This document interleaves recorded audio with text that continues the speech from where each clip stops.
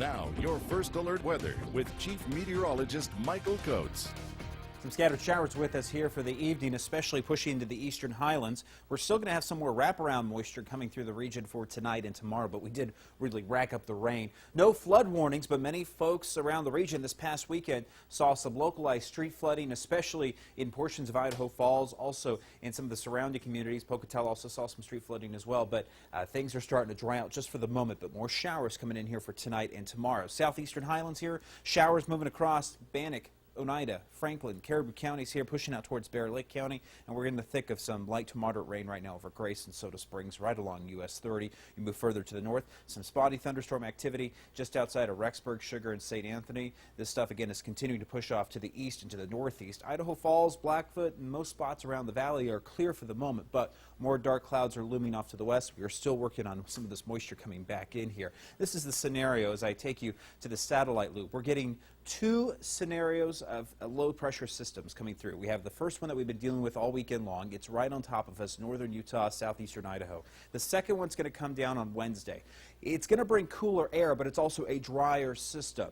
And we're going to see lots of wind in the forecast here once again here for tomorrow, and then getting into Wednesday with some drying patterns into the later half of the week here. So tonight and tomorrow, some scattered showers and thunderstorms, especially central Idaho here, getting into the Snake Highlands. By tomorrow morning, we're still getting scattered showers. It's going to be fairly cloudy to get the day started. Some sunshine for Arco in the desert and Twin Falls as you get into the Magic Valley. But by tomorrow afternoon, we're still looking at more scattered showers coming through around 3, 4 o'clock. And then by tomorrow night and through Wednesday, we begin to clear a little bit across southern Idaho.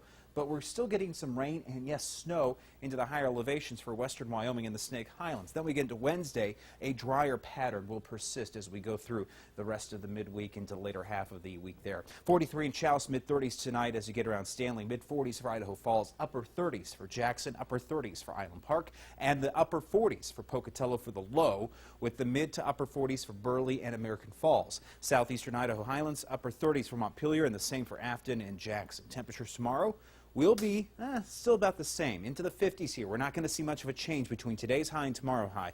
We might get a couple degrees warmer.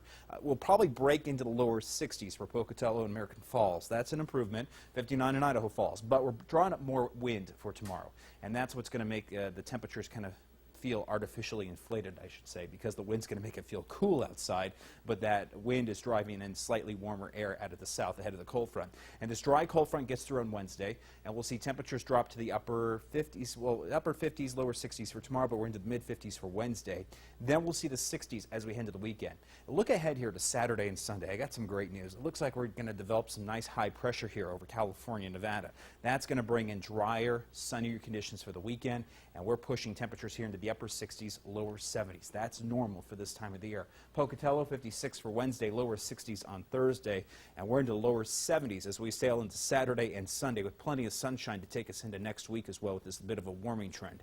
Rexburg, scattered showers tapering off by late Tuesday in through early Wednesday. Wednesday afternoon, partly sunny conditions, highs into the mid to upper 50s for Wednesday and Thursday, upper 60s this weekend for Rexburg. Blackfoot also bringing in some nice conditions for the weekend, but the next couple of days still a bit rocky. Tonight and tomorrow and a bit of your Wednesday morning. Highs into the mid-50s by Wednesday. We're back into the upper 60s, lower 70s by Saturday and Sunday. Salmon, here we go with some scattered showers through Wednesday. Salmon, you're still stuck with the rain through Wednesday, and then we get into the weekend. We're warming up nicely. Lower 70s this weekend in Saturday and Sunday for salmon in central Idaho here. And as we go to Jackson Hole, you're looking at temperatures pushing back to warmer levels, but seasonal levels for this Saturday and Sunday. 49 for the high Wednesday. That's pretty chilly, and the overnight lows are going to be sub-freezing here.